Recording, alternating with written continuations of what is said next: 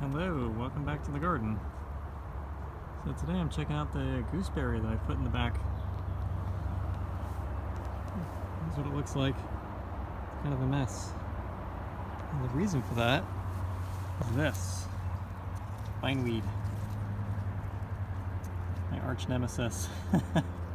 Even though we practice permaculture here, I have not really come up with a good use for bindweed. Yeah, it twists around the plants, it kind of pulls them to the ground, and we have two types of bindweed. We've got this form, which is the larger form, and we've also got field bindweed, which is this shorter form. It twists up the plants, pulls them to the ground, and it often kills the plants that can't handle that kind of stress. So what happens is, like, it'll twist up, say, this plant, and it'll pull it down, and then the leaves flip upside down. They get burnt, or they don't get enough sunlight and they die. Hi, Daisy. Daisy's coming to check out what we're doing. So, why are we talking about this? So I'm actually really impressed how much abuse this gooseberry put up with. It's interesting, I put it in the first year, a bunch of bindweed twisted around it. I thought it was going to kill it, but it didn't somehow. Same thing with the Portland summers here being super dry. I wasn't able to sufficiently water it over the summer. It went dormant but didn't die.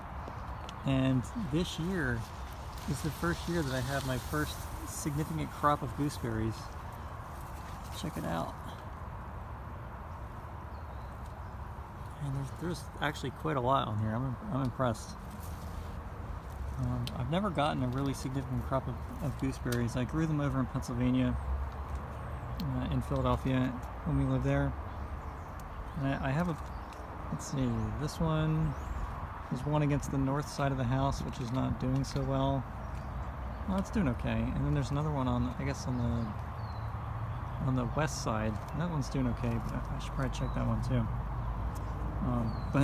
But out of all the gooseberries I've had, I've only gotten maybe like 5 or so gooseberries. This one has a ton on it. And it even seems like the bindweed didn't even bother it. Like, it pulled it to the ground, but then it rooted where it got pulled to the ground and gained more strength off of that. So that's a really interesting property of this plant. It's just really neat how much abuse perennials can put up with. If you had annuals and they had to put up with, I'll show you all the bindweed. This much bindweed, they would be toast.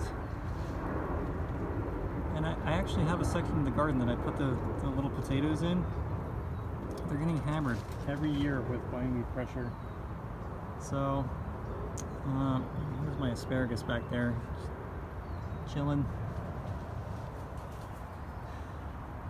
Yeah, so anyway, I wanted to just talk about the gooseberry fruit. I'm excited to try it. I don't think this particular one has ever made any, so maybe like 1 or 2 last year, and I probably didn't even get a chance to harvest them. So it's awesome that it has tons of them on there. I'll probably get to try them this year. There was another one that I had underneath this burdock a couple years ago. That one died. It's the same deal as this one. It was getting pulled to the ground by bindweed. I wasn't able to keep up with the watering, etc., blah blah blah.